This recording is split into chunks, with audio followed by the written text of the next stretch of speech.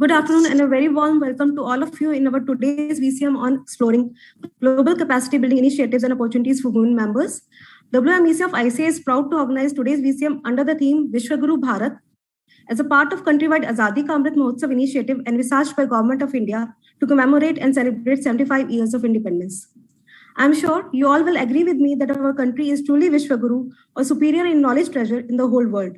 From Ayurveda to Indian science, there's more to India that the world needs to know, learn, and adopt. Our institute has always cultivated the belief that development can only occur exclusive of definite borders. It is our continuous mission and drive to have more and more presence at global level to create awareness and global opportunities for the Indian accounting professionals. In today's VCM, our learned speakers will deliberate on the pertinent topics of digital branding for global visibility and opportunities in global markets and benefits of networking. To deliberate on these topics, we have distinguished speakers, C. Shraddha Dedia and C. Meenakshi Bhirwani. The moderator for our today's program is C. Ashima Sukhani from Jodhpur. She is practicing chartered accountant for about 2 decades. She is also a member of Company Secretary Institute. She has served ICA Jodhpur branch by being a regular faculty at orientation and MCS batches. She holds experience as an auditor advisor spanning across various industries. A master trainer at the ICA, she has mentored and counseled students and professionals alike. Over to you, madam, for taking the proceedings ahead. Thank you, Secretary ma'am. And a very good afternoon to all of you. We welcome you to the second VCM in the series of AKM, Azadi Ka Amrit Mahotsav activity. It's a very warm and cozy feeling, rather an inspirational one, to start this Navratri, a celebration of womanhood with 2 such dynamic women today. Not only have they proved that accomplishments can be achieved at any age, but have also led by example how humility and success can go hand in hand.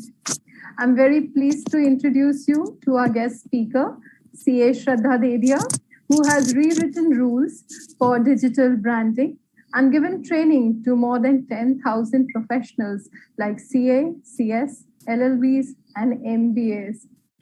Shraddha has an 8+ years experience in indirect taxation and finance, speaking and training professionals. Currently, she's working with a startup as an associate director, finance. A favorite among her audience, Shraddha has been a speaker and trainer for various professionals at ICI, DCS, CVOCA, and study circles across India. Her niche lies in consulting professionals on building their digital and social media profiles like LinkedIn, Twitter, Quora, Google, My Business, websites, you just name them all.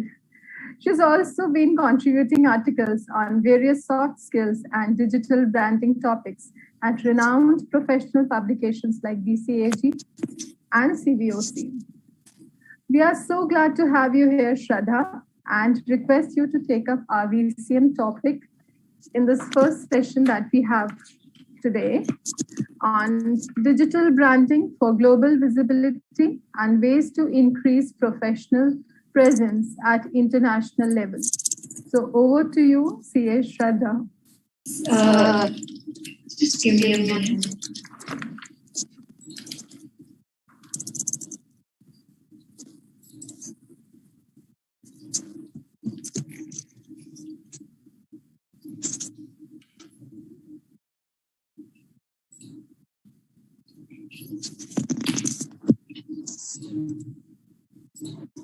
Okay, so can you see my screen?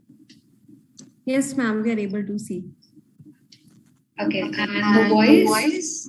Ma'am, your voice is echoing a bit. Okay. Yeah. Is it echoing again? Okay. It is fine, ma'am. And sorry for all the disturbance here. So I think again it's echoing.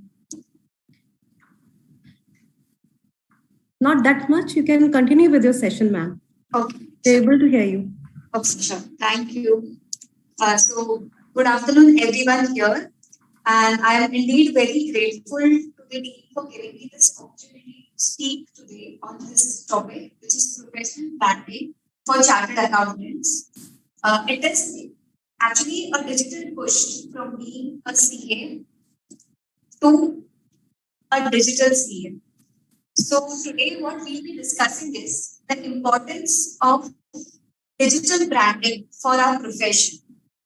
We have this misconception that being a chartered accountant or having a COP, we cannot be on various social media, which is not the case. We can be on social media, however, we cannot market or solicit ourselves. And that is where this topic becomes important. Now, we might also have questions like, why do we need to be present on social media? Because we as a profession are in itself a need, and it doesn't actually require to show off. I, of course, agree, because chartered accountant as a profession is something which runs on word of mouth. But why these days it is important to have a digital presence has various reasons which I'll be discussing in this session. I'll give you a simple example. Just imagine you have a wedding at your place and you are looking out for a photographer. Now some friend of you refers you. Excuse me, ma'am, your voice is not audible.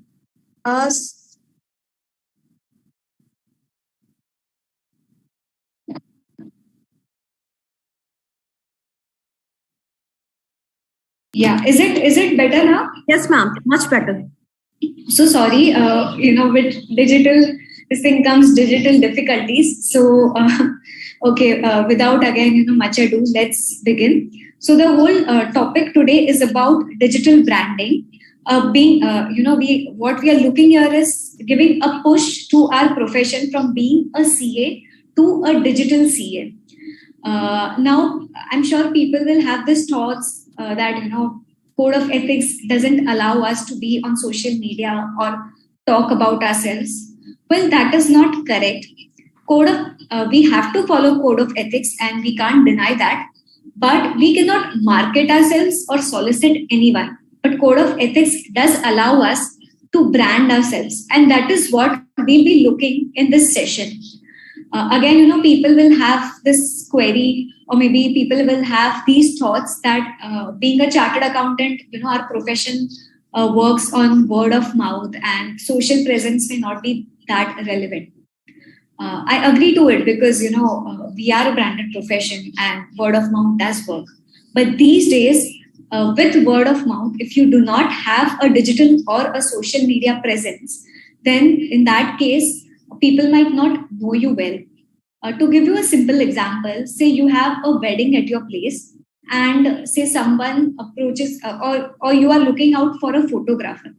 Now, a friend of you will refer you to a photographer and they'll also tell you that this photographer is great, I've taken services and he's amazing, etc. Why don't you try him? You will still want to go and check his work either on YouTube, Instagram, etc. that what exactly the photographer is doing and how he is doing.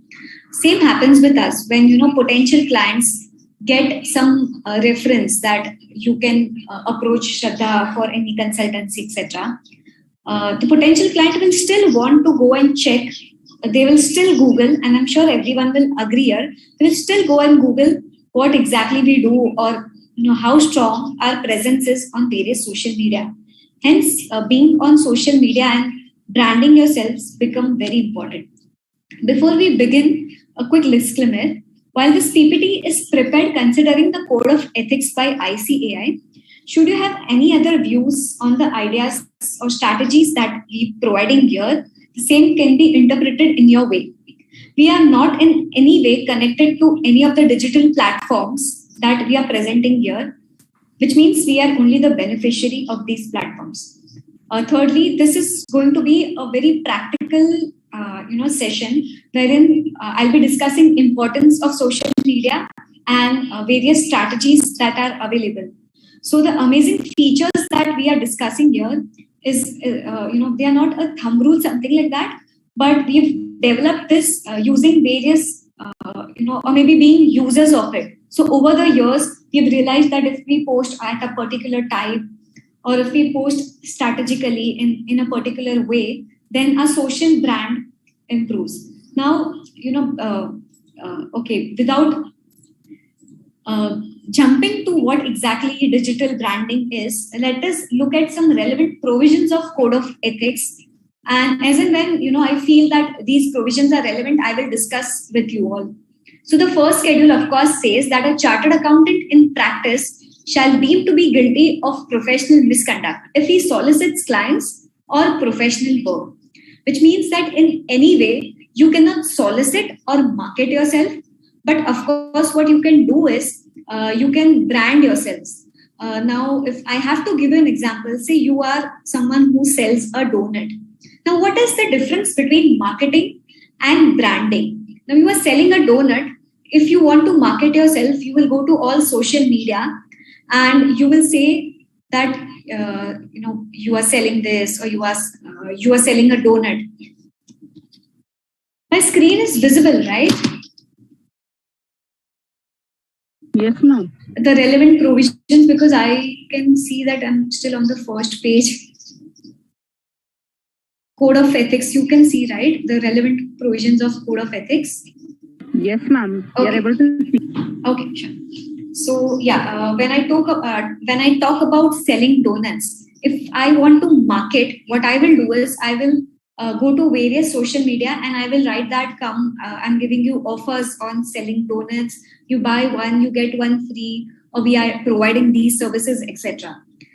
Branding in a way is different, because when I talk about branding and not direct selling or marketing, what I will do is on various social or digital platforms, I will go and talk about how a donut is made, or why we really make very good quality donut, or I can share a picture of my team making a donut. Now here what we are doing is we are again trying to build this in our audience's mind that we are selling donuts. If you want to buy really good quality donuts, you can come to us, but we are not directly marketing it. We are nowhere writing or soliciting client to come and buy it from us. We are just telling them that this is how we make this. These are the ingredients, best ingredients that we are using. Similar thing you have to do when you want to brand yourselves on various social and digital media. You cannot directly go and sell your services, but you can always keep writing about your niche or what exactly you are doing, and that will help you to have a digital presence. Use of designations, and I will read it with mention of name. So it says that it is improper for a chartered accountant in practice to state on his professional documents that he is an income tax consultant, cost consultant, etc. Also, it says that it is improper for a firm of chartered accountants to use the designation chartered accountant except on professional documents, etc. However, an individual member may use the prefix CA with his name. Why I have highlighted this is our Code of Ethics does allow us to use the prefix CA before our name, and hence, if you are on social media, on LinkedIn, Twitter, etc., if you use the word chartered accountant, it will help you to enrich your search engine optimization, and there is nowhere violation of Code of Ethics. Now, what exactly is branding? If someone has to ask me, I will say branding is the way outside world perceives you or your business. So it is not what you talk about yourself, but it is when someone else talks about you. So when you have developed a social media or a digital brand, nowhere you will write that you are providing these services, but you will keep generating content. So say if you are an expertise into GST on healthcare services, you will start writing content, you will update notifications, etc. And in back of the mind, people will have this idea that you are an expertise into GST on healthcare services. So outside world will talk about you, and that is where you develop your digital brand. Branding is the process of designing and building unique, memorable brand, the creative strategic process of telling potential customers what business is all about. So as I give you example of donut, so you are telling the world what exactly your business is about, and that is what branding or digital branding is. Digital branding is how you design and build your brand online through website, social media, various available options that you have. So again, quickly we'll see what options are available to us, so we understand what exactly branding is. Why digital branding is important? So firstly, it makes interaction very easy. Now today, when we are talking about global opportunities, imagine someone who is not in India and wants to interact with you. They can easily reach out to you on any of your social media profile. And that is what makes digital branding important. Again, it has global market. If you want to provide services globally, using digital modes, you can definitely get in touch with potential clients who are not in your area, and you can reach out to them and you can speak about your services. It is cost effective. Tracking and analytics is something that you get when you are using digital mode or social media. So for every post that you do, you get analytics, that how many likes it has generated or how many interactions it has generated. And again, it has flexibility, which is again, in the sense, say if you have recorded a podcast which is talking about your expertise.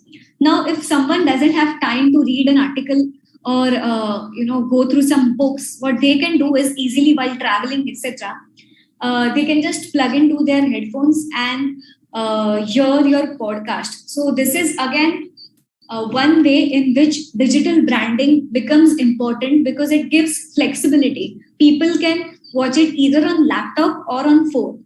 That much flexible digital branding is. So when we talk about global opportunities, and if you are really not on social media or on digital platforms, then you are actually not creating your presence or your brand, which is extremely important these days. What are the modes of digital branding available to us? So there are various modes, and I have categorized it. So one is search engine optimization. Then we have social media, content branding, audiovisual branding. The search engine optimization is nothing. We'll directly go to what exactly is search engine optimization. So search engine optimization is practice of using specific goal-oriented strategies. So say if you are an expertise into something specific, as I told you, say you are an expertise into GST on healthcare services. Now, what exactly you have to do here is you have to start using those words as and when possible and to the maximum possible on various digital platforms. It could be your website, it could be Google My Business, or it could be your post on LinkedIn, etc. When you start doing that, what happens is when people search about it, your result on Google will be ranked higher, and that is what you want.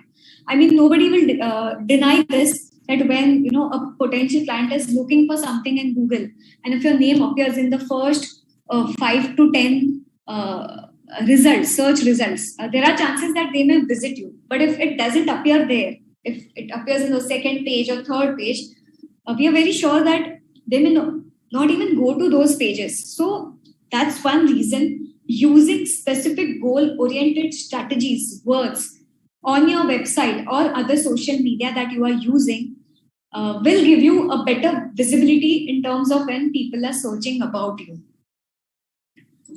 What exactly we can do to enrich our search engine optimization? So your website has to be really amazing. ICAI has laid down guidelines. The guidelines are really in quite detail, and I would request people to read the guidelines to see if you are already having a website or whether you are following it or not. And when we talk about having a global reach, what I would like to tell people here is start using words, locations that have global reach. So say even if you are in Mumbai and you are open to taking services online, so on your website you shouldn't only concentrate Mumbai. You should start writing various locations where you actually want to get your clients, or maybe you can write something like international, global, etc. So if it's not there, this is your time to work on it and improve your visibility. And website guidelines are quite detailed, so you can anytime refer to those who get an idea that if your website is as per the guidelines or it needs improvement. While developing a website, what exactly has to be taken care is the purpose of the website is met. The purpose is not at all to sell your products or services, but to brand yourselves. So when I talk about a website, you cannot write on your website something like, you avail TDS services and we'll give you GST services for free. All of that is not allowed as per code of ethics. You have to describe your target audience. So whenever I talk, I will give an example of GST on healthcare services. So if your target audience is GST on healthcare services, what you need to do is you have to start mentioning about it on your website. So when people search about you, they will know, because when people generally, potential clients will never go and search simply words like GST filing, etc. So if you are having those simple words and you've not written your expertise or your niche, this is where you have to rework on your website. Your corporate core value should also be there. What do you want your visitors to do after reaching the website? Whether you want them to know what services you are providing, whether you want them to know how your team is, all of that should be covered in your website. Again, what your current, what others have that you do not have on your website is something that you should check about. Now, I will quickly discuss what makes a good website. So, of course, it has to be mobile friendly and easy to navigate. We cannot ignore the fact that these days people look for website on their phones. So if it is difficult for them to navigate on phones, there are chances that they may just press the back button and jump to some other website and maybe connect with them. Should answer basic questions like what is your niche or what information and tools you are providing. Should be optimized for search engine optimization. This is again, every time I speak, I highlight that if you are having a specific expertise, it is important to put it on your website to make it a global reach. So if it's not there, your website may not even have, or your brand or your firm will not even have a global reach. So look for words that you are providing services into and make sure that you have it there. And of course, it should have a professional look because we are into profession and we do not want something which is very funky. Now, Google My Business is again something which many of us are not even using. Google My Business is an application that is provided by Google where you can register your business. It's completely free. And you can write details about what exactly you are doing, your business is into. Basically, it is something like website, but here the benefit of having a Google My Business account is firstly, it improves your search engine optimization. Why? Because this app is actually made by Google itself. So what happens is when someone searches, Google will promote you because it's there on their app. And not only here, but any app that is linked with Google, like Google Maps, etc. Google will show it apparently. So when on Google Maps also people write chartered accountants, and if you are nearby, it will be shown here. So Google My Business is very important.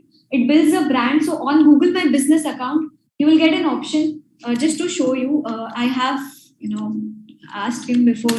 So we just see what exactly Google My Business is. So when I search for JMJ and Associates, I get these details. Can you see here? So it gives you options like what exactly they are into.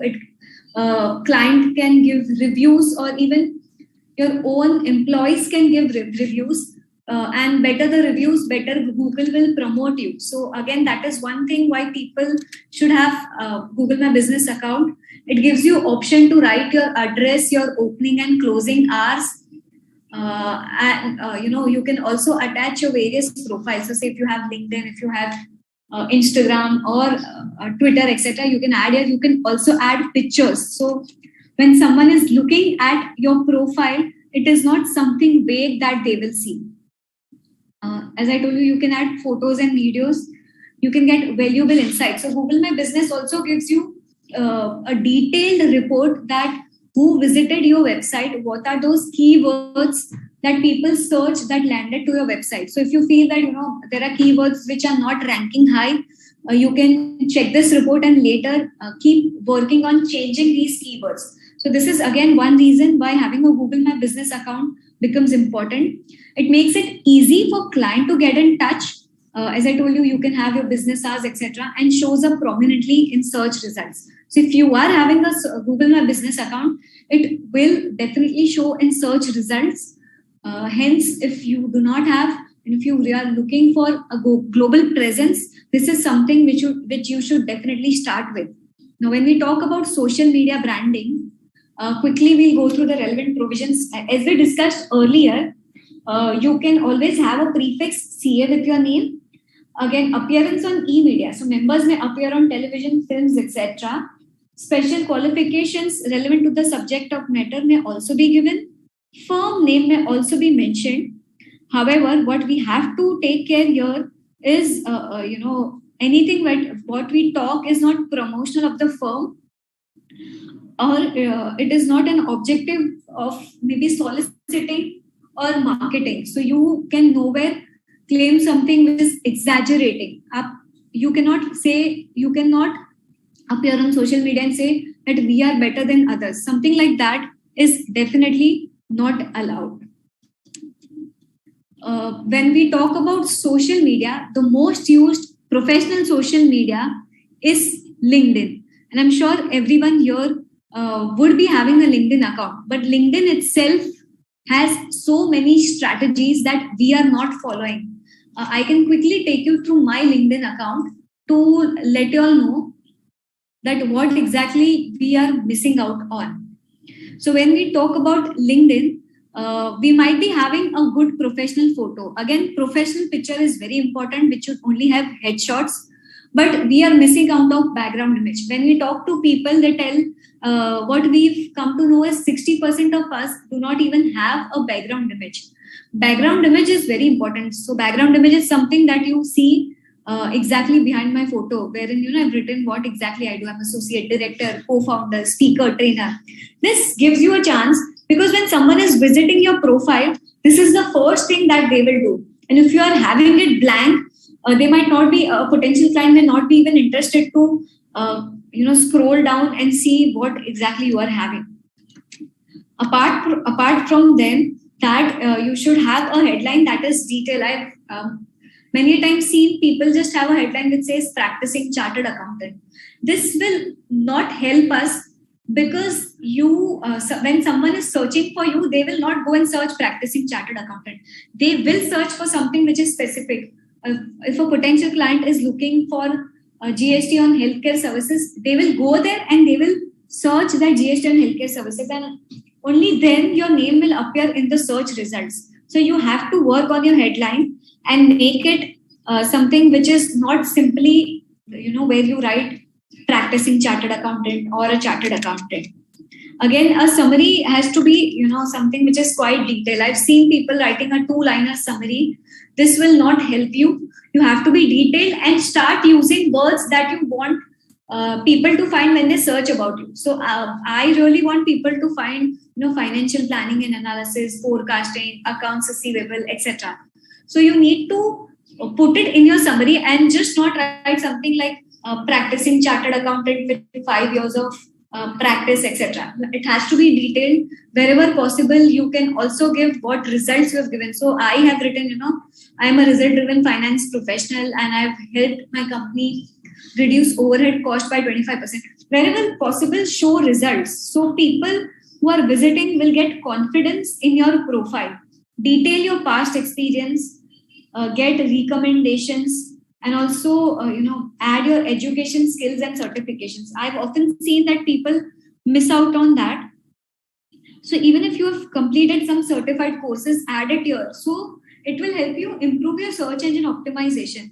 When someone is searching for accounting foundations or pricing strategies, something like that, LinkedIn will endorse my profile because I have added it in my licenses and certifications. And LinkedIn is definitely different from your profile that you make, your firm profile. So because LinkedIn gives you a chance to add much more than what you normally do. gives you a chance to add your volunteer experience, your skills. Also, taking recommendations is very important. So if you have 0 recommendations, this is the first thing that you want to do to improve your global visibility. Imagine someone visiting your profile and they read that someone else has written something good about you. It will definitely throw a very good picture on them. So LinkedIn, if you are using, make sure that you use it with the right strategies. Next, what we are talking about is Twitter. I'm sure people here who are using Twitter will know how Twitter can actually give you visibility anytime and every time. But you have to be consistent on Twitter. So I've given strategies of Twitter here. People may, of course, take a quick screenshot of this. But it is important to know why you should be on Twitter. So to give a simple example, if you want a global reach, okay. Now I have been regularly I'm giving an example. So I have been regularly putting on Twitter about any GST updates. I keep putting on. Now, people who are using Twitter, so it could be someone who might turn out to be a client later, but if he is reading Twitter and every time he comes across your post, next time when he wants to actually find out what notification has come, they will find it a bit difficult to, go to the income tax or GST portal and then again search for it. But they know that you have been very active on Twitter, you regularly keep posting on Twitter. What they will do is they will visit your profile and see, oh, it's already here. I do not have to go there.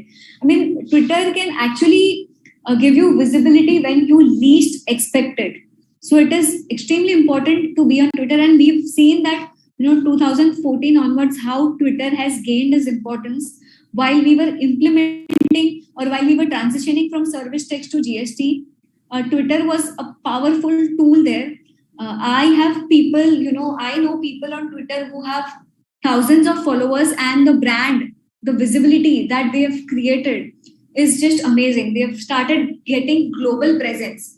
I have, even on my Twitter account, there are verified accounts who are following me, and I feel so happy because I've been very regular on Twitter and it is giving me visibility to a very good extent. So again, Twitter has its own strategies, etc. So if you use it correctly, I'm sure Twitter will help you to grow very well in terms of visibility and global brand. So Twitter is a trendsetter. It gives you fame when you are least expecting it. What you have to do is avoid direct selling on Twitter. Just don't go to Twitter and write, we are providing these services, etc. On any social media, you shouldn't do that. Be creative and interactive with industry leaders. Interact with industry leaders. So say if you are practicing to GST healthcare services, so find out leaders who are into GST healthcare services. So it could be some director of a healthcare brand. So what I can do is I can keep interacting on his post on Twitter. That can give me visibility. It's again two-edged sword. So use it for your benefits and be consistent.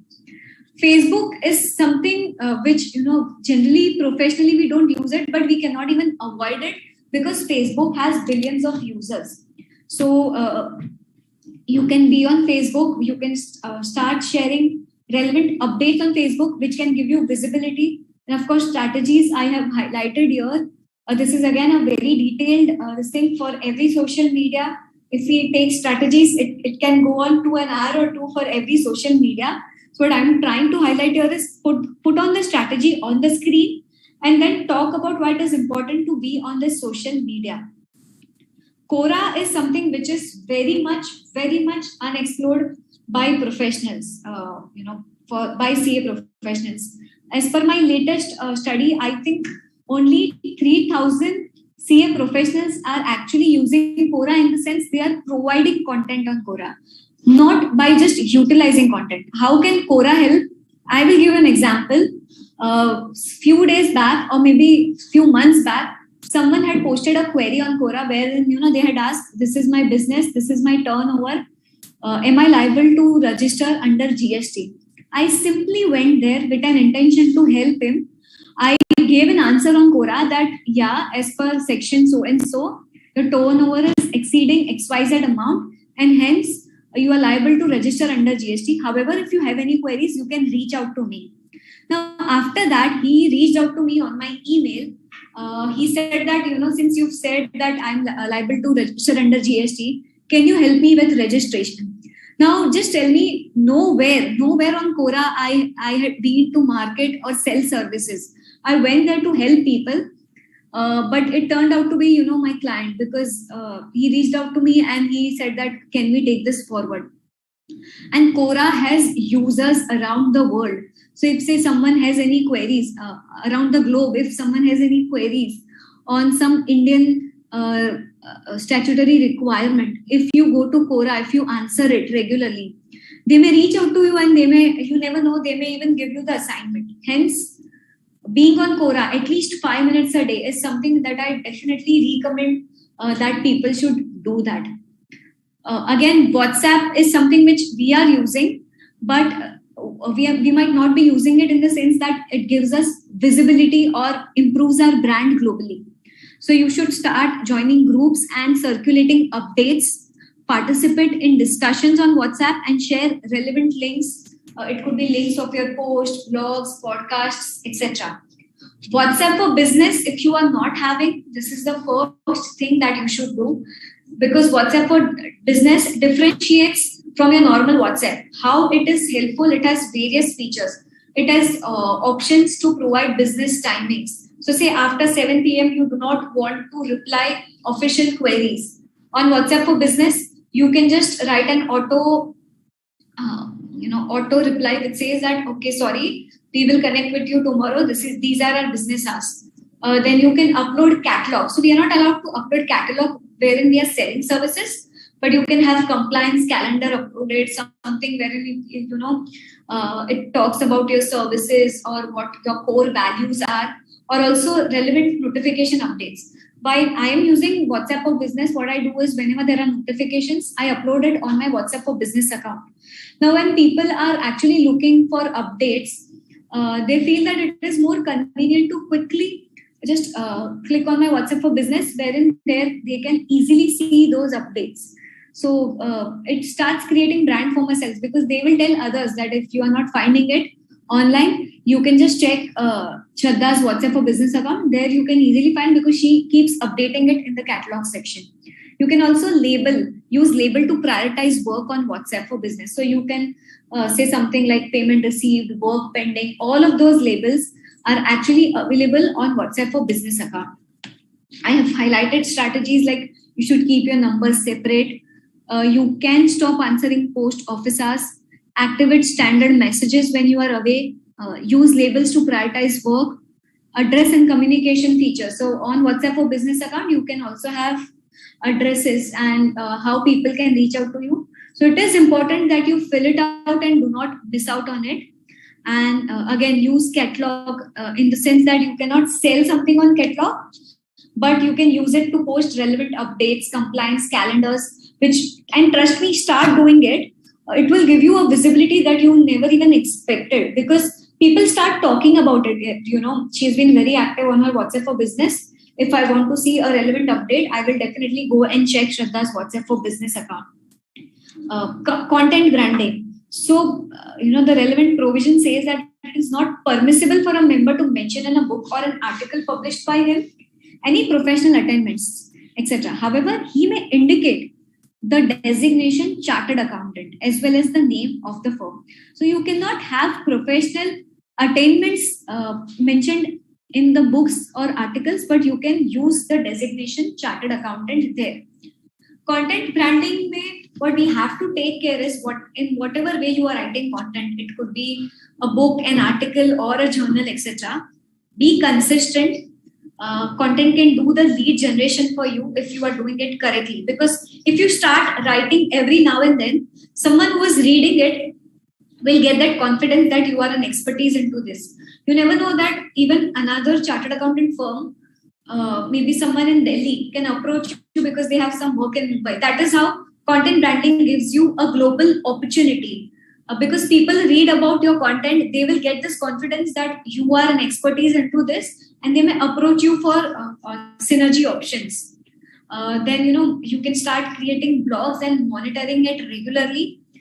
You may use something which is beyond normal tax updates. So rather than writing text, you can start having infographics, wherein you are highlighting something in pictorial format, because this gets chance of people using it more frequently and finding it very easy to use. So use infographics. So infographics, actually what happens is when you start circulating pictures, people have this tendency that they like pictures to read better than what they actually read as text. So they may start forwarding what you've given them. So hence using infographics on various social mode is very important. And once you have published your content, it could be on any mode that we have spoken. So it could be your content could be an article, blog, journal, book, etc. What you need to do is you need to maybe try and publish it on LinkedIn. You can make a video clip of it and upload it on YouTube. You can record an audio as podcast. You can start sharing it on social media so that people know that you've written something, something. And this is nowhere you are soliciting or marketing or selling services. You are just letting people know that you have written a book or an article. You can also have your relevant staff share the post. So these are, small tips and strategies that have helped us a lot. I have been writing a lot of articles. Every time I write an article, I make sure that I upload it on social media, on LinkedIn, etc., on Twitter, that this is my new article if you want to check out. This has actually given me a very good visibility. And the last one that we talk about in the last 5 minutes is audio-visual branding, wherein we are using modes which are in audio or video format and interacting and building a brand for ourselves. We've already spoken about the relevant provisions of Code of Ethics here. What we have to take care is in any educational video, no reference should be made to the chartered accountant firms. Further, it should not contain any contact details. So if you are uploading something on YouTube in videos, you cannot say that you are from a particular firm, etc. However, YouTube can give you visibility globally because YouTube is accessible very easily. What you can do is you can have the YouTube page on your firm's name, but in the video you cannot anywhere mention anything about your firm. Hosting webinar is audio format, and it definitely helps because it helps you position yourself in your field. It is an indirect way of soft sales. It has a global reach, and it gives you interaction, which gives comfort to the audience. When I am hosting a webinar right now, I'm interacting with you all. So it gives confidence to someone who's listening that she might be an expert in all of this. And I'm telling this because I have actually started getting a lot of visibility. I have 14,000 followers on LinkedIn. Again, Twitter, I have thousands of followers, and people interact with my post a lot. And this has not happened overnight. I've been very active and started creating a brand for myself, which has indeed helped me. So again, lastly, hosting webinar works because it is the new trend. YouTube will also help. So to give you a simple example, of course, the strategies I have highlighted here, why YouTube will help is, firstly, video format is something that people prefer. Now, if I want to know how to file a GSTR1, what I can do is either read an article about it, but after reading the article, I will again have to visit the GST portal and do it myself. But if I see a video wherein, they have shown me step to step, that becomes easy for me. So video is something that people remember for very long. If I ask you something, you would have studied in your 4th standard in your textbook, you may not remember. But if I ask you, in your 4th standard, there was a particular movie, and if I ask you what was the hero doing or what was he singing, etc., you might be remembering it because you have seen it. Visuals work better than text. So hence, having a presence on YouTube is again something which is very important. The last one that we have here on the list is Twitter Spaces and Clubhouse. Basically, what Twitter Spaces is nothing but it gives you a chance to interact with your audience live on Twitter. Same is Clubhouse. So here you do not have to keep your video on. You just have to come select a topic and have candid chats. This has indeed proved to be very good in terms of brand and visibility, because personally, whenever I start using Twitter Spaces or join some Twitter Spaces and contribute, people who are listening, who might not be knowing me, they find it useful, or maybe just they feel that they want to connect with me and they start following me or sending me requests. So Twitter Spaces is amazing for people who actually, want to speak or who loves speaking. So, I will of course not even go beyond what we've given, and it was indeed a pleasure taking this session. Through the session, what again, I wanted to highlight people is, it is important to be on digital media, social media, and it is also important that you take care that you are not violating code of ethics, because we are bound by code of ethics and we shouldn't. But with the strategies that I have discussed here, and especially if you are not on Google My Business, Quora, or if you are not using WhatsApp for Business account, or if you have a LinkedIn account but you do not have a background image, all of this is something you should start with. And this is where, I will then ask ma'am to take over. And it was indeed a pleasure. And if you guys have any other queries, you can reach out to me anytime, anywhere. And given a chance, later, I would love to take sessions on various social media in detail. That would be indeed my pleasure. And once again, thank you, team, so much for giving me this opportunity to speak to people here. It was all my pleasure. And sorry for the technical glitch that we were having, and hence I had to keep my video off. Thank you so much, Shraddha ma'am, for walking us through the fine nuances of updating and uploading our social media profiles and teaching us how to do digital branding. I'm sure we are going to use these tips and techniques to ensure our digital presence is a dynamic one. And let me congratulate you. Your presentation was really a very comprehensive and yet very compact one. Thank you. And thank you so much for being here and sharing your deliberation with us. Now moving further, we have a very young and very accomplished guest speaker, CA Meenakshi Bherwani, who is a prodigy and started her career as an educationist. She tutored CA Foundation students while pursuing her intermediate course and cleared her CA and CS course, bagging scholarships, silver medals, and merit positions. She is a certified mentor of Oxford Brookes University and worked as finance head for 7 years in UAE in various companies like British Petroleum, Reed Hycalog, Royal Group, etc. Then after coming back to Udaipur, her hometown, she set up and introduced Global CA, ACCA, and other international courses.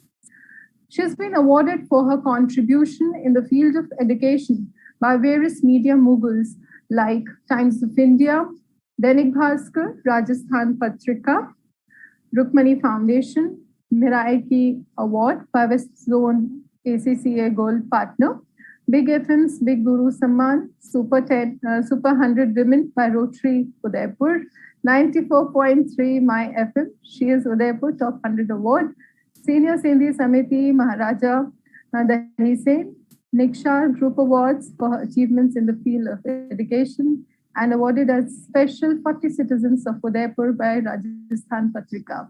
So that's with the small shoulders, she is holding so many positions and, donning so many hats. And Meenakshi, she is currently a partner at a reputed CA firm in Udaipur and the secretary of ICI Udaipur branch. She is the fourth female to be appointed on board and second female appointed as the secretary Udaipur CA branch for the second time in a row in the last 33 years.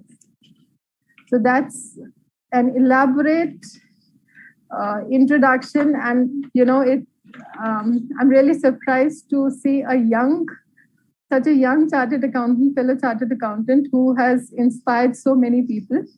Not only that, she's a motivational speaker and has taken various sessions in many schools, colleges, social groups. So with my whole heart, I request and welcome CA Meenakshi to speak and deliberate on our second session topic, opportunities in global market and benefits of networking. Over to you, Meenakshi. Thank you so much, Anshuma ma'am. Thank you for the elaborate introduction. I will just share my screen. Please do let me know if the screen is visible. Is it visible? Yes, ma'am. Okay, perfect. So we'll just start off with the presentation. Actually, the topic given to me today is opportunities in the global market and benefits of networking. Indeed, a very, very interesting topic. And in the introduction, Ashima ma'am also mentioned that I've been working, I started off my career, though as an educationalist, but I have a working experience of 7 years in international market. And that was where I started adapting that information, the working style. When I came back to India, I always had this thing in vision that many of my friends, many of my chartered accountant friends are there in outside the country, staying in UAE, US, UK, all because they feel that the kind of package they can get in those countries is not is incomparable to the package they are getting in India. Of course, if you get an opportunity where you can earn in dollars, sterlings, and pounds and spend in rupees, that's going to be, for the better condition because, staying there for 7 years, I know, and I have interacted with all my friends and all of them feel alike that everybody wants to come back home because it's obviously India is home. So because India is home and if you get an opportunity to get the same thing, same package in India, nothing like it. So we'll be discussing about the global opportunities and the benefits of networking related to the international market, how you can tap in those opportunities. And I'm hopeful that the session is going to help you out. And obviously, if there are any doubts, queries, we'll discuss it at the end of the session. So first and foremost thing is thinking outside the box. So most of us, when we become a chartered accountant, the basic things which strike our mind is taxation returns, audit, and some basic work profile which is well set for a chartered accountant. And these are the areas we start looking in for and tapping in the client, right? But to start off with, I'll just have a simple question. I'm not sure how many of you have gone through this, but yeah, the simple question that Antony and Cleopatra found dead in a villa in Egypt. There are pieces of broken glasses and there is only one witness, which is a dog. They were not poisoned. There were no marks on their body. How did they die? So there's no question of glass pieces going into their body because there were no marks. And the answer to this is, I am sure this is one-way interaction portal. So the answer to this is that Antony and Cleopatra were the fishes. And the dog was responsible for breaking the fish pond and they died because they suffocated. So herein, this was just a starter to make you understand that sometimes we tend to think in a generic way. And there's some people who are able to explore all the opportunities available because they tend to think out of the box. So today in this session, we are trying to think out of the box. And I'm sure the first part of the session will help you a lot because ma'am elaborated very well how to have a digital presence in the global market. Now, after having that digital presence, how to bank in that and how to basically convert that into revenue, we'll be discussing that in this particular session. First and foremost thing, networking. So there was an elaborate discussion on using LinkedIn, on networking with people via WhatsApp or other social media platform. Let me tell you, there was this one person whom I really admire in my life who's told me one thing which I always cherish and I try to follow is that if you want to be like really successful in your life, you need to meet at least one person each day, one new person each day. And by meeting is not just saying hello, by meeting is knowing that person because meeting a new person is as good as reading a new book. So networking is something which is indispensable part of our profession. Until unless we have a great network of people around, of chartered accountants or the business professional around, it is going to be very, very difficult to tap in unconventional opportunities. Now, again, I'm talking about unconventional opportunities. I'm not talking about the regular opportunities which we have because most of them tend to just, take over the practice set up by their dad or grandfather, and then they continue with that. But then we can add a lot of things to that particular practice. And first and foremost thing, I feel networking, the सबसे important part which we should tap in is ICI has given us such a beautiful platform. Now, because of COVID, since last 2 years, we have been having online conferences, online webinars, but in the offline conferences, now I think many branches have started off with the offline conferences and webinars with the COVID restriction, keeping the COVID restrictions in mind. There is a break time which is given during these offline conferences and offline webinars. First thing, I would agree. I really want to agree to the previous speaker when she said that you need to be a part of a lot of opportunities which come across, maybe part of webinars or seminars, because this is how you develop your network. Now, if you happen to attend any webinar or seminar, we need to utilize the break time. And usually what happens is that the break time in every corporate event, most of the international institution events is also given, and it is mentioned that this is the networking time. Now, specifically when they mention it as the networking time, we tend to usually meet our friends, stick to the group, and just communicate on the personal grounds or personal level. When that time exactly should be utilized for the purpose of networking. You need to meet new people who are there, who are part and parcel of the conferences, bank in those conferences by creating your network, understanding what field they practice in. I'll tell you exactly the reason why I'm telling you that you need to understand the field they are practicing into, because when I'm talking about global practice, we'll come on to the later slides and we'll understand that the client needs everything under one roof. Now, we cannot practice in everything. It's not possible for you to practice into FEMA also, practice into international taxation also, at the same time be an expert of IFRS and local taxation and company law. So by creating the network, you exactly know the contact points. If your client happens to ask you for some other support, he should not be required to go to some other person for that support. You should have a great network of all the people who are expert in their own field so that you can recommend and refer them to those people, or maybe, take the project and do it with the help of those people. So this is one particular important thing. And I think we should be following the practice of international institutes like they usually do. Instead of mentioning the break time, we will specifically mention that it's the networking time, because that's the exact agenda of the entire thing. Now with the virtual meets also, it is like a blessing, because you get to network with the people from around the country. Like say, for example, I am a resident of Udaipur, as mentioned by ma'am. So I am from Udaipur without having a need to come or travel all the way there. I'm taking a national level, being a part of a national level event. So this is one wonderful opportunity to network with the people around, across the borders. And there are various international institutes, like if in case you're planning to practice in IFRS, there are various international groups and institutes which conduct conferences and seminars on regular basis, which are again on the e-platform. So COVID-19, post-COVID-19, the working style has changed many-fold times. It's changed completely, drastically, because now everybody is using the digital networks to connect to each other, which is again a blessing, because being a part of those groups, those institutions, and participating in the webinars can help you create your own network. Maybe there you can interact with people, make them understand what kind of areas you're practicing into, and get the projects.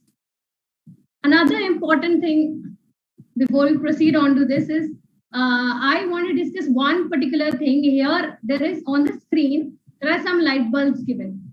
Yeah. Can we figure out which light bulb is the brightest? It's going to be very difficult. And even if you're able to figure out, then it's just because of the screen reflection or whatever, because all the light bulbs are of the same voltage. But if I talk about this picture, you can figure out clearly which light bulb is the brightest. I'll tell you why. What is the reason for this? Reason is skills. So another important thing is we need to brush up the skills.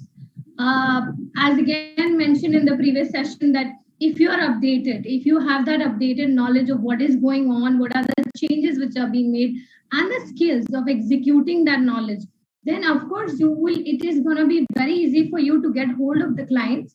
It is going to be very easy for you to understand how to cater to the needs of the clients. So skills will play a very, very, very important role.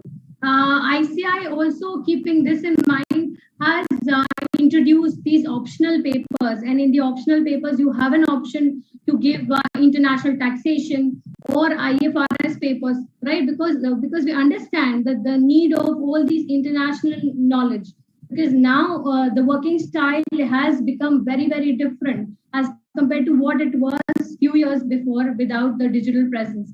Another important thing is that ICI has also introduced some post CA courses for the CA members, which highlight the importance of IFRS, again, the taxation part. So in case you want to brush up your knowledge, you can go in for those courses. And there are various females who are out of practice and they want to come back to the practice, then I would advise them to just brush up the skills, get hold of one field, try to become an expert in one field rather than trying to cater to everything. Instead of that, create your network. Instead of that, understand how many other chartereds are practicing in other field, and you stick to one particular field because this is how you can explore that field, right? So networking becomes very, very important. At the same time, the skills become very, very important because other than being academically equipped, it is very, very important to be technically equipped. Now, I'll give you one example of what kind of skills I'm talking about. So accounting, when I talk about international accounting, there are various softwares on which these accounting portals are taken care of. So UK-based accounting, US-based accounting, they use particular softwares. So once you try to get the knowledge of those softwares, how these softwares are used, the process becomes very, very easy. It becomes very, very easy to cater to the needs of the employees because you can directly download the files and upload them on the portal or give it to your clients in the format which is required by the laws of that particular country. So getting knowledge or getting technically equipped on the software, again, as I said, we cannot end up learning everything. We cannot end up catering to every country. So maybe if we have a target of catering to, suppose, say, UK or US taxation, or maybe UK accountancy, and we get hold of the softwares which they are using and try to learn one or two software add on to the skills, then it becomes very, very easy for you to adapt to the change, at the same time adhere to the standards and the laws which are being followed in that particular country.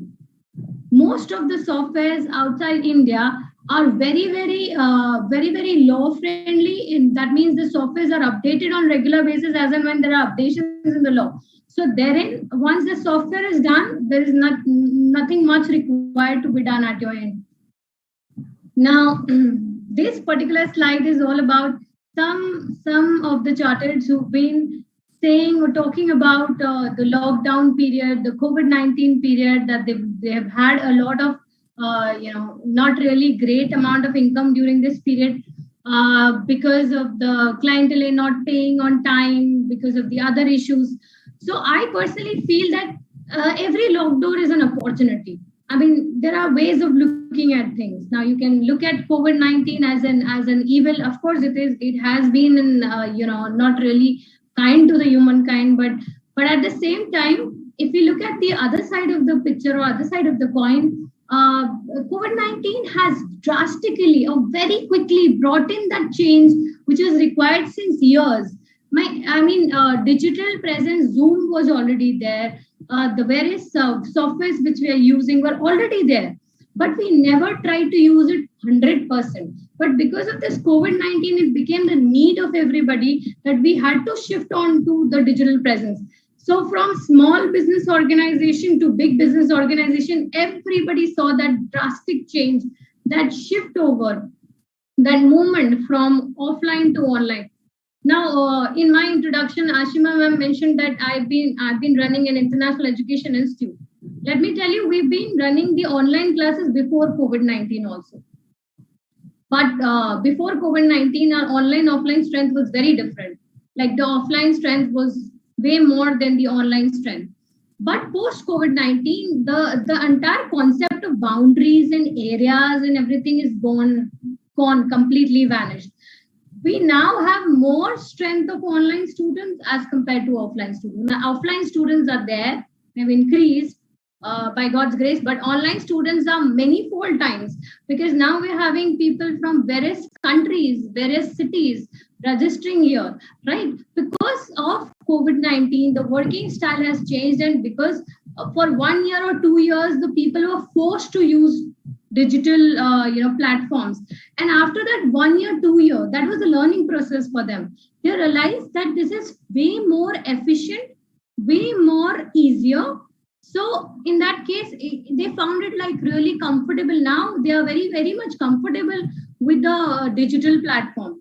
And now most of the people have decided, many companies have decided to switch on to the digital platform instead of using the usual platform.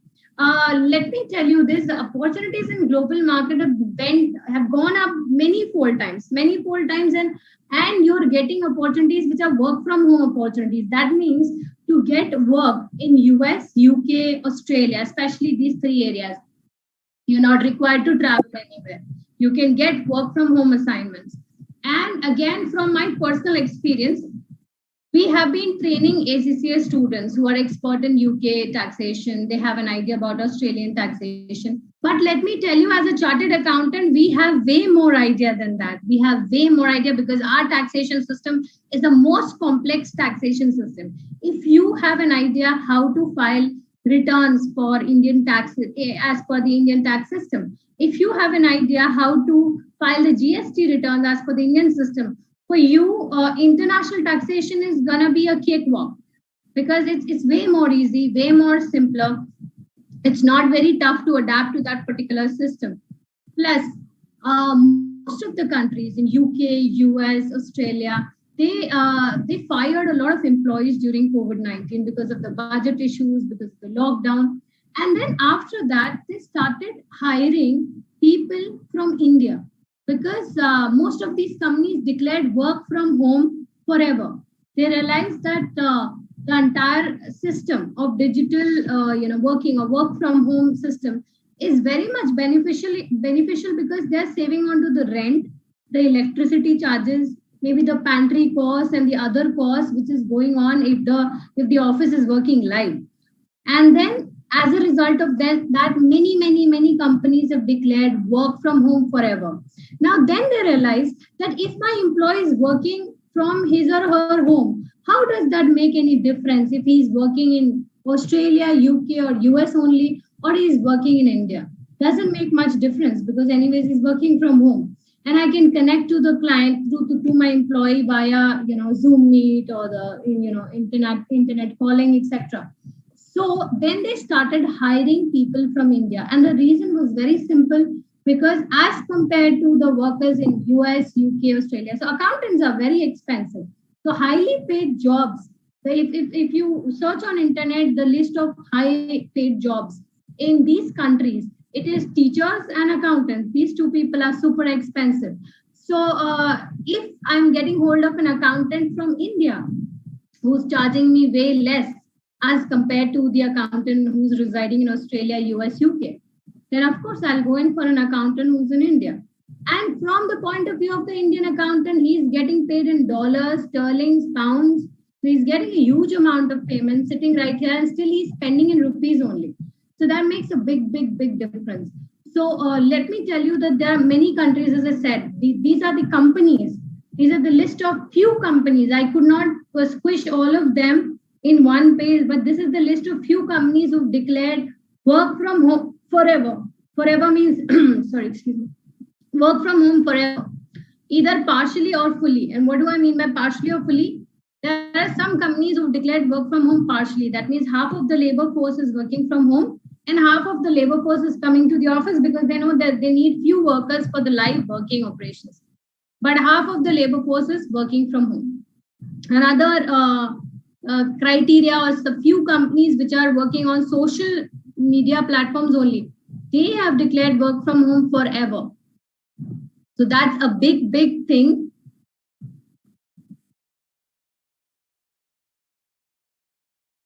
That's a big opportunity for all of us. And I think we should completely bank into this opportunity.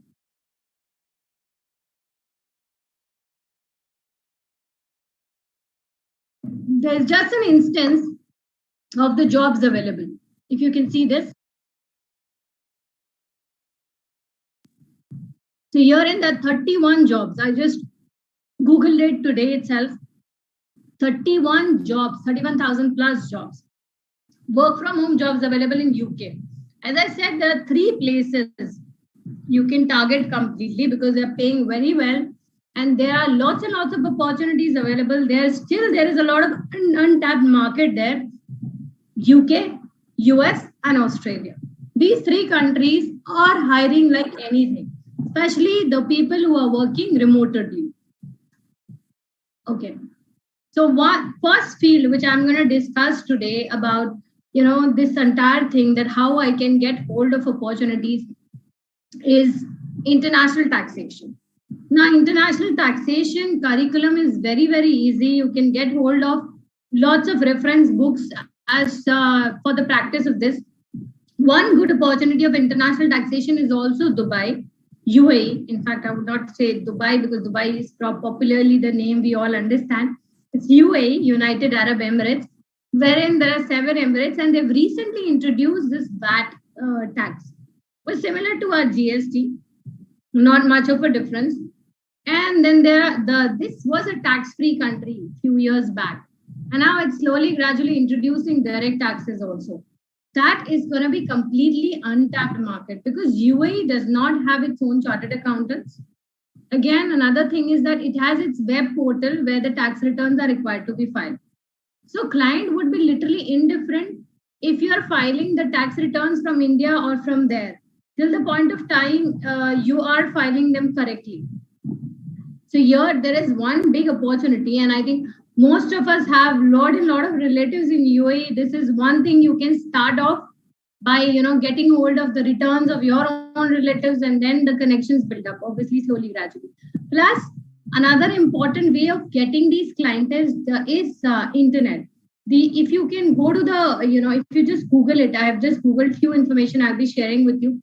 There are various websites who are providing projects. There are various firms who are basically into taking the projects, international projects, and getting support from the local people, and they pay certain part of the remuneration to the local people, and in between keep the share as their own commission. So there are lots and lots of projects like this which can give an opportunity at the international platform and can help you earn in dollars, sterling, pound, as I mentioned, and still spend in rupees. International taxation, another important thing is UK, US, Australia, as I was saying, in addition to UAE taxation, is very, very similar, or maybe let me say simpler as compared to the Indian taxation system. So you just need to, even if you go through this, you will just understand how the tax returns are filed. Again, the manner of filing the returns is very, very similar. The categories which they've created for the returns is again very similar. In fact, the VAT, the tax, which we refer popularly as GST, here in India, we have different rates for different products and goods and services. But in most of the countries, the rate is same. It's at GST returns are filed at flat rate. There are no rate differentiations. There's single rate, and single rate system is followed. Right. So in that's what I'm trying to say, that this is a way more easier area of practice, and at the same time more, let me say, more return wala area to practice. Another important thing is IFRS, International Financial Reporting Standards. Now, IFRS are very important for us also because in India also, as we know, that Ind AS have been created or are based on IFRS. At the same time, the stock market registered companies are required to comply with Ind AS, which is again similar to the IFRS. In fact, to that extent that even the terminology and the name of the standard is after IFRS. IS 2 becomes Ind AS 2. IFRS 15 becomes Ind AS 115. So this is the terminology which they have used. The exact copy-paste terminology, of course, there are a few changes. Again, let me put it this way, that IFRS are way more simpler as compared to Ind AS. So Ind AS, if there are, one particular Ind AS has 15 requirements, then the IFRS will have only 5 requirements. So 10 are the additions which have been put up as per keeping in mind the system of our country, keeping in mind the trend which is being followed in our country, right? So IFRS are again way more simpler as compared to India.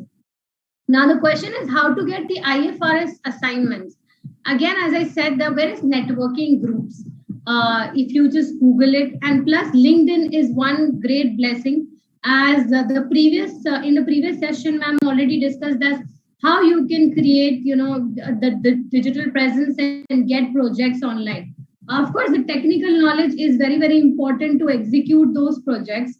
But once you use the digital platform properly to get these assignments, and once you start doing the work, of course, then after that, we know that if you get 3-4 clients, then the process follows. The client will refer the client.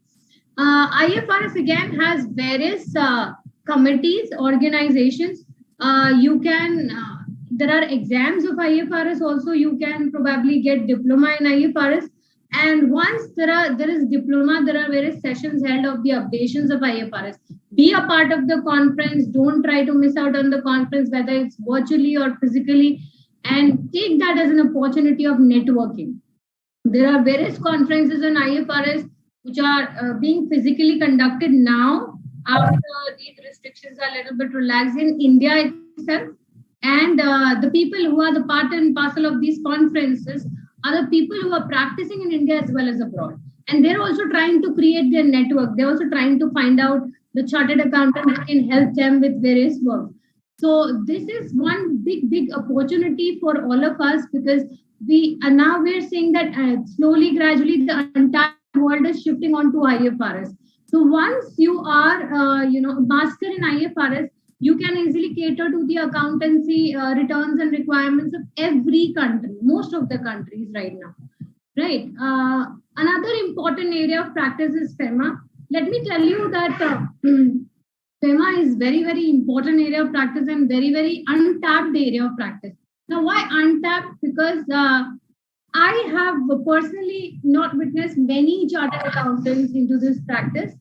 Of course, the places where there is clearance and all required, Delhi, Mumbai, some places with the ports, there are few people who are practicing, but unfortunately, again, it's our area of practice, and we see people who are not even a part of this profession practicing into this. So FEMA is one untapped opportunity we have. So if you get hold of an international client and if he's trying to enter the Indian markets, FEMA is something which can help you out to understand how he can bring the capital inside the country, how the goods can be sent, and what are the restrictions as regards to the investments in Indian companies, whether he can start his own company in India, or whether there's 100% FDI allowed, not allowed. If not allowed, what is the way out? So FEMA is one very good field of practice. Again, as I said, it's more about quality than quantity. So even if you get few clients who are regularly who are in need of FEMA consultant, even 4 or 5 clients might help you, earn that much amount of revenue, as much as you can earn by getting, 50, 60 clients or 70 clients of taxation, direct tax returns. So again, not even that, again, the area is untapped, right? So there is not much competition. The people who are actually practicing into this area, most of them are not professionals. Most of them are not qualified. They are just aware about what is there in the FEMA Act and they're doing it, right? So this is one area I think we all need to explore, because eventually if you get hold of a foreign client, you can always ask him to start off his operations in India. And this is one act which is going to really help you out to get hold of that client. Let's talk about digital networking. So now I had to also cover digital networking, or the networking process. How do you need to network to get these projects, to get, if I'm talking about international taxation, if I'm talking about IFRS, okay, fine. These are the areas of practice. This is where we can practice, and these are untapped areas. Now the question is, how do I get the client in these particular fields? How do I get hold of the client? How do I cater to the needs of the client? This is something which is very, very important. And this can be done with the help of networking. Now, digital networking, there was a lot of discussion on digital networking already done in the previous session. I don't want to repeat that information again. And it was a very nice discussion, elaborate discussion as to how you can create a digital presence. But for networking, I personally prefer LinkedIn. I think that was also given in detail, the profile, how you can create the profile, what are the small nitty-gritties of creating the profile and getting the network. There is a particular discussion about the connections. So when you enter into LinkedIn, there are connections and the networks you build up. Once you mention your profile in detail, like, I'm practicing in international taxation or practicing in IFRS, there are networks and the connections which are automatically suggested to you, the suggested connections or suggested networks. I advise you to join all of them because anyways, we're not sharing any personal information at LinkedIn. It's more of completely professional. So as many networks as possible, as many groups as possible, as many people as possible, if we can get in touch with. And again, I personally loved the advice which the previous session the speaker gave, was that keep updating the information. So if there is any change, so if you're planning to practice in IFRS, and if there is any change, suppose there was a framework change proposed. So there is a change proposed, if you're discussing about the change proposed, or if you're just putting an article or small thing detailing about, your point of view on what are the changes or how this can be resolved, or maybe be a part of apps like Quora, etc., wherein you can just suggest the answers or guide the people who are in trouble or who have questions. In that particular way is the best way out of creating your network, so getting the clients. Another thing is the easier way out, because this profile creation or this way of creation of network is going to obviously take time. It's not going to happen that today you open your LinkedIn profile or today you become active on Twitter and tomorrow you will get hold of the client. No, this process is slow and gradual. This process might take 5 to 6 months time also to get hold of clients. But if there are any assignments you need quickly, right? So you just Google it. There are ample number of assignments. Just Google work from home, UK work from home, or US work from home, whatever field you want to practice in. And you can see ample number of assignments. I've just taken one screenshot from one website, which is FlexJobs. FlexJobs is a website which can give you jobs which are mainly work from home jobs. Right. So these are the work from home jobs which are basically being given in field of accountancy. As I said, that accounting is one field. So if we talk about this, where do accountants exactly play a role? In every company, the branch offices might have one accountant, but HO, head office, will have a team full of accountants, because head office is not required to sell products. Head office is not required to generate income. Head office is just to take care of the various branches, whatever the work is being done in the branches. Now, what happened is that all these companies, the multinational companies, worked at the same structure. There was a head office which was at a distance place, and there were branches which were the revenue branches generating revenue for the company. Head office just involved accountants, the board of directors, the team, the decision makers, everything. So that was completely a spending unit. Maybe if I talk about it in terms of center, head office was kind of a cost center for every organization. As and when the work from home structure started, the organizations realized that we actually don't need accountants to sit there, because it's becoming very expensive for us to, pay them, at the same time take care of the rents of the head office, because there were many companies, still there are many companies whose head office is just a cost center, nothing more than a cost center. So if I shut down my head office, then it's a straight saving of revenue. And of course, if it's a big multinational company, has to have a big office, a lavish office. So it tends to save on to my rent, which is a substantial part of the cost. And it tends to save on various expenses.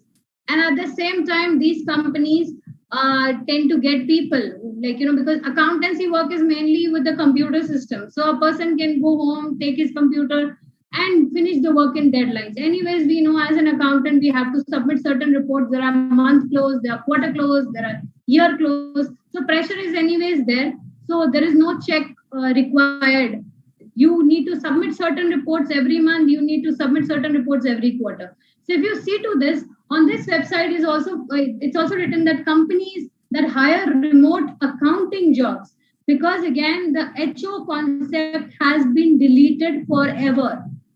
The concept of HO has been completely removed by various companies around the world after COVID-19. That's one drastic change which COVID-19 has brought, which could not be brought in since so many years, right? And we could never have imagined that something like this is going to happen, that HO concept is going to completely, be deleted from the company's profile because there's no HO required now. All the accountants can just sit at their home and work at the company's software, and there are some deadlines within which they have to submit their returns or reports, etc. So this is, again, as I said, accounting jobs are something which are big opportunity.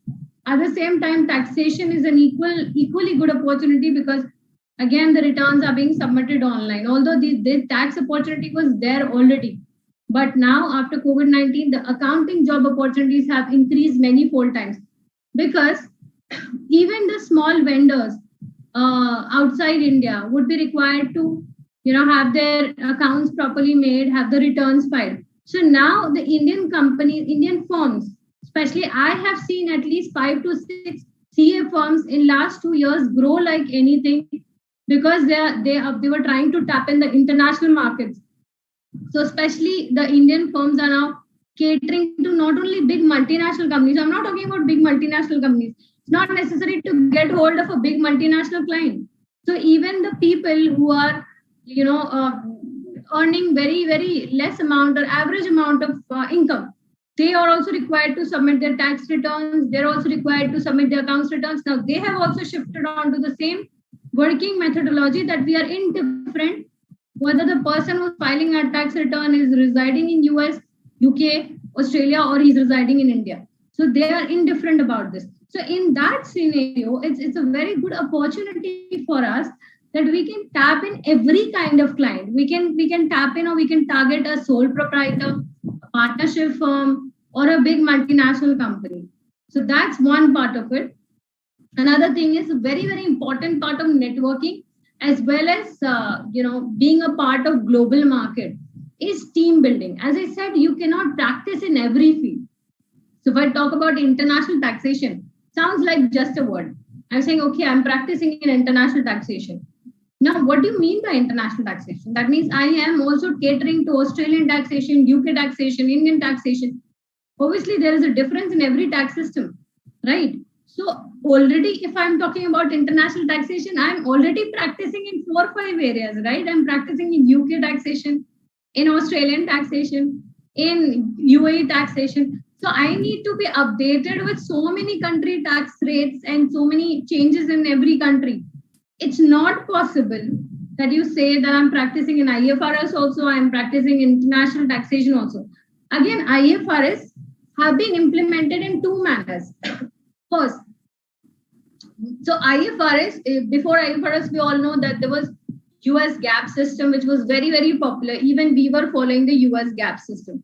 But now, slowly, gradually, there was a balance sheet. I'm not sure if I have this in my system or not, but there was a balance sheet which is generated by a big company a couple of years back, wherein they were working in various parts of the countries, more than 2-3 countries, and they generated this balance sheet and showed that as per US GAAP, they are getting 2 profits. So they were complying to US GAAP, and they were getting 2 profits, 2 different figures of profit. And this was clearly generated and declared by the company in the market that, okay, we have followed US GAAP, but because of this only we are getting this discrepancy, we are getting 2 different profit figures.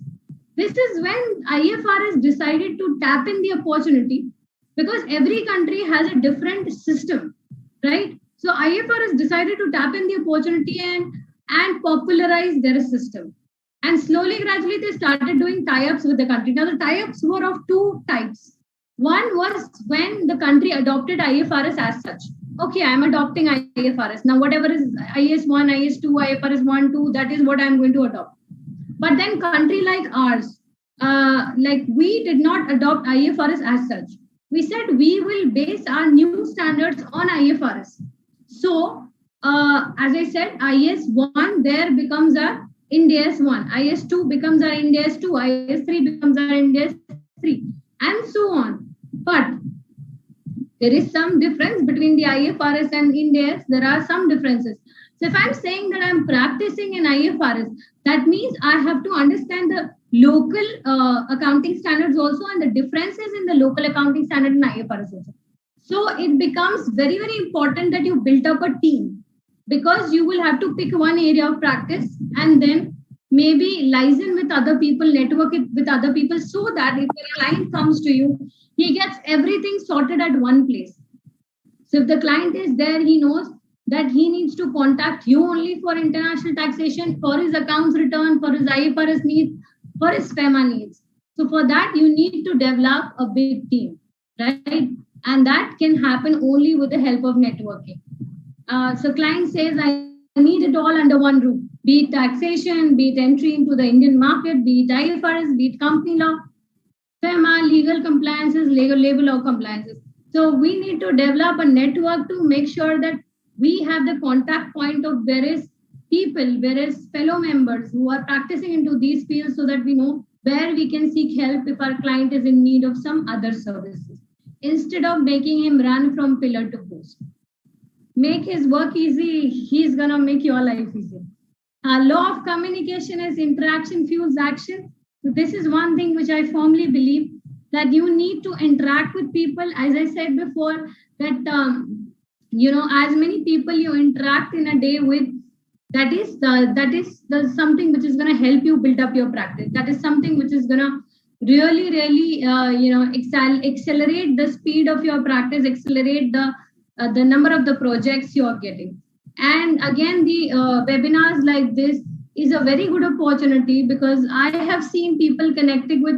So as a speaker, when I take the sessions and seminars, I see people connecting with me post the session. So both of the members are at benefit, the one who's speaking, the one who's attending the session, because the one who's attending the session, if he feels that this is the area of my interest, he'll get in touch with you. If you are the speaker of the session, then you get to be in touch with so many people, interact with so many people at one point of time, and in that case you can easily build up your network. So this is one thing which I wanted to discuss, network building. I think there's a lot of discussion which has already been given, or discussion being done on network building, networking in the previous session. So I think that's all there. This is where I'll be ending up my discussion. I hope the discussion really helped you. In case you have any queries, any doubts, you can get in touch with me. I'll be more than happy to address it. Over to you, Ashima.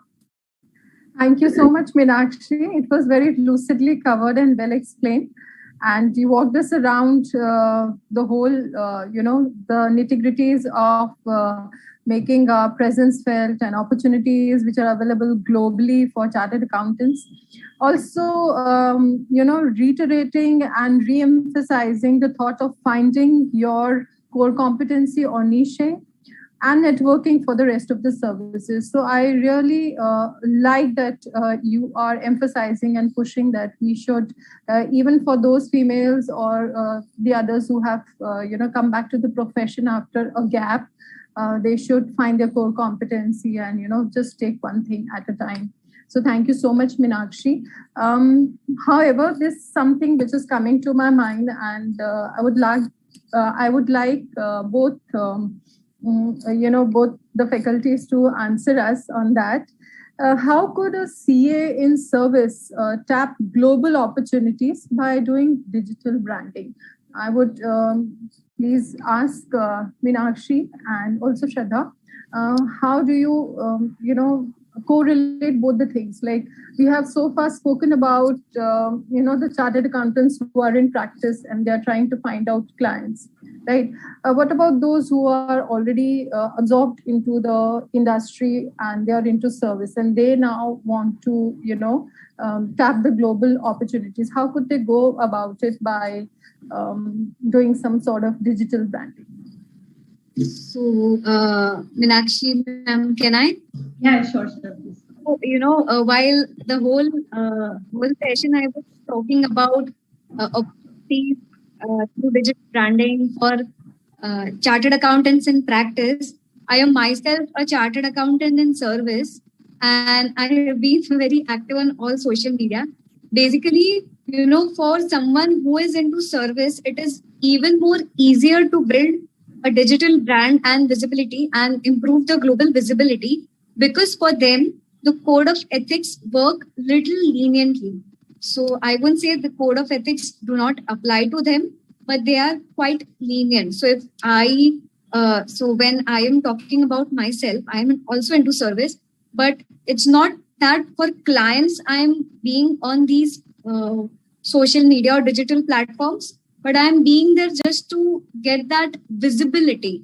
So I think if you are fond, and even if you are not fond of visibility or something, just try once, be on digital and social media and be active for some time. You will see the difference, how people know you and how they approach you, and the networking gives you a lot of benefits because of all this. Meenakshi ma'am can add anything else if she wants to.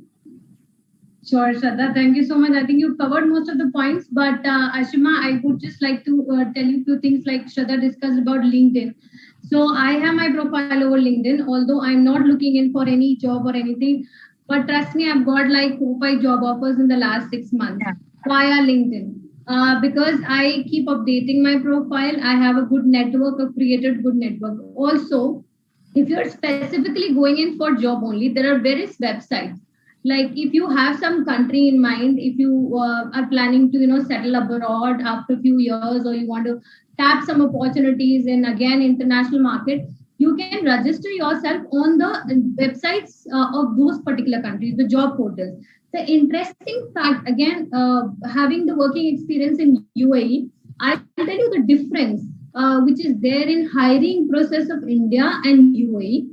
Not against anything, but in outside India, I feel the strict method which they follow is that they hire people through job portals only. They don't hire people with references.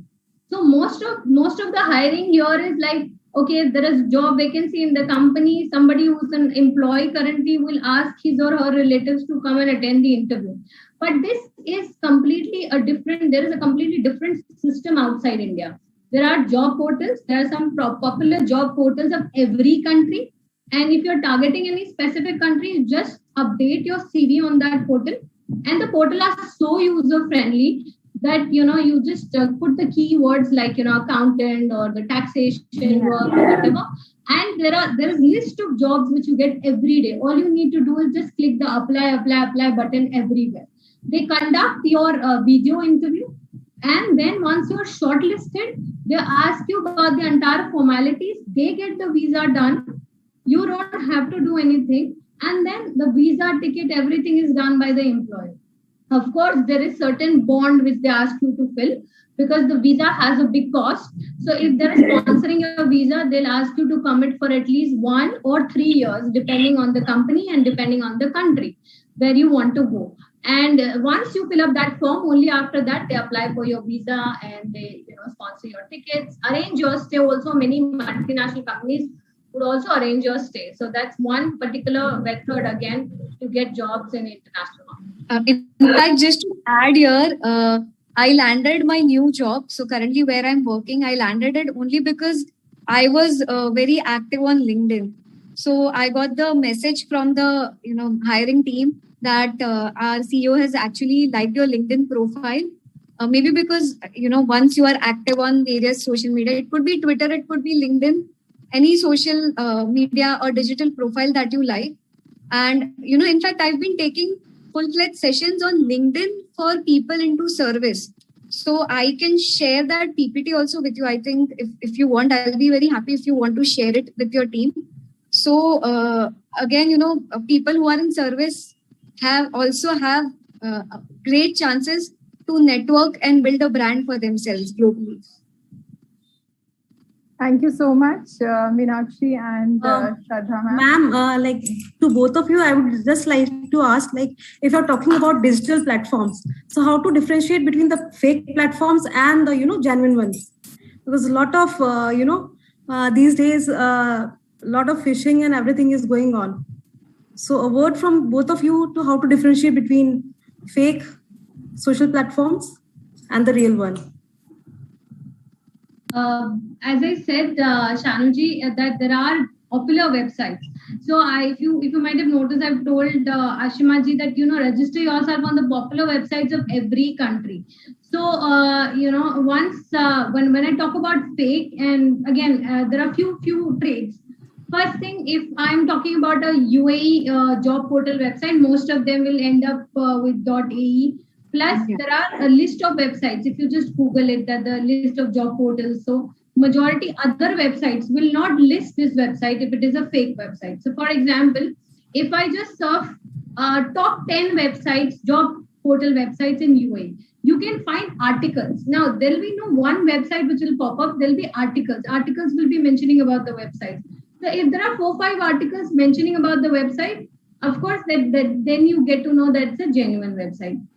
I'll just give you one instance which happened to me last month, wherein there was some organization which propagated themselves as students, a team formed by the ex-students, alumni of IIM and IITN teams, which they were planning to do something big, open up something like Byju's or something at India level, and they wanted us to collaborate with them.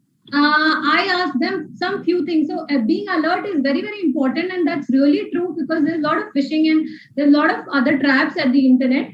So first thing, no genuine website or no genuine job portal outside India is going to ever ask you for money, because the trend is that they take the money from the employer. Whatever package they place you, the first month's salary they take from the employer, not from the employee. Plus, another thing is that most of the companies or the organizations which are well set companies, organization, once you get shortlisted, the way of checking whether that company is genuine or not is going onto their website and checking it. Because most of the websites which are well established companies are very, very different. They look very different from the phishing websites, because the people who are into this entire thing, they'll create a very basic website without much options. So again, this particular company told me that we are forming something like Byju's or something. So I said, okay, fine. Give me the software which you have created, because I need to see the software before we discuss it further. And I downloaded a software from the App Store which had hardly 5-10 downloads, probably their own friends. And this software was actually nothing more than Class Plus software. So this is where I got to know that this is something which they're just fooling up, or they're trying to drag money. And of course, I told them that I'll be putting up the complaint and and I advise everybody that if you happen to face any such instance, please put in a complaint in the sales, the IT sales, because it might save other people, because you might be as alert as you are, but others might not be. So I think this is one check. Plus, phone numbers are there at the website. You can always get hold of the phone numbers, call them, check, because most of the websites will end up having fake numbers. They'll never put genuine numbers for the fear of getting tracked. So always check the phone numbers which are there on the website, the email address, whether they're responding or not. Plus, most of the multinational companies have their own portal email address. They'll never use Gmail address. Another very important check, if there is any company which is asking you to send mail on their Gmail account, if it is such a big company that it is hiring employees from India and sending them abroad, they will have their own basic website with their own extension. So like we have the IDs, right? Udaipur@ici.org. They're not using Gmail IDs. So this is something which is very basic. Most of the people who are into this, they will be using Gmail accounts or Yahoo accounts or Hotmail accounts. Again, the reason is they will never go in for such a big expenditure. And plus, if you do such big expenditure, then entire detailing is there. So I can easily get hold of those people. I can get them arrested because they've created a website in their own name. So there are few checks. Other than that, I think Shraddha would want to add something to it. Yeah. Again, one thing, what I loved about what Meenakshi said is, we should definitely see if they are not asking you for any money upfront. So that is one basic check. Secondly, I generally check is the website is HTTPS and not HTTP. Because when it is HTTPS, S stands for secure or security, something like that, technically as far as I know. So that means that a website is ideally certified as secured. So there are no chances that that website would be a con website. Thirdly, what I do is I also generally check their presence on social media. Because say if they are job providing websites, there are no chances that they will have no presence at all on either of the social media. It could be Instagram, it could be LinkedIn, or it could be Twitter. So I think these are basic 3 checks. And of course, what Meenakshi added, I think to summarize it, all of this. Yeah, and Shraddha, one last point I would want to add. Once you're checking their social media account, also go and check from which date they formed their social media account. Again, I'll tell you the same thing, the same instance. The person gave me his social media handle and I went back and checked. He had put it on his Instagram page 48 posts, and all the 48 posts were posted on 10th May only. So it is not, that means he created a fake ID. Yeah. And he had posted all those posts together so that because the posts are visible upfront on the Instagram page, that okay, these are the posts. But he did not, expect that I would go ahead and check the dates of the post. And I realized that all the posts were created 2-3 days before he approached me. So that was a quickly made Instagram account. And on the social media, it happens that if you follow 100 people, at least 20 will follow you back. So the followers, people he was following were more as compared to the people who were following him. So I got to know that this was a day's game, which he did. So that is another important check. Thank you to both of you for giving us such insightful inputs. Ashima ma'am, any more questions from the? Yeah, sure. Actually, there was one more thing which I wanted you to, there are so many courses which are there by the ICI or other courses that we take up. One in instance is, Indian AS certification or IFRS and all, which are being, done by young chartered accountants. And they say, we have taken up this course, now we do not know how to, find clients, right? Or these particular, Indian AS and IFRS are only applicable to the big companies. So how do we bridge that gap between, the particular experience that they have and the companies who need it? So what is your take on that? Or how could you advise them? How should they go about it? So, now this is something more strategy, you may call it, or whatever. So firstly, as I've also mentioned earlier, it is very important to put it on social media. So, these days we see people put on LinkedIn or Twitter that I'm glad to announce that I've cleared XYZ certificate, etc. So that gives visibility for sure. So when client is searching for you either on Google or on LinkedIn, that he is looking for someone who has cleared DISA or exam, whatever it could be, there are chances that you may appear in their search. So that is very important. So when people ask me, I always tell them that whatever celebration you have, small or big, it is always a good practice to celebrate it on social media, that you have even attended this session. So maybe people who have attended this session, after the session, they may just put a post on LinkedIn or Twitter and tag, Women Said, our official account, and they say, glad to be part of this session. And these are the 4 key takeaways from the session. So this improves the search engine optimization for sure.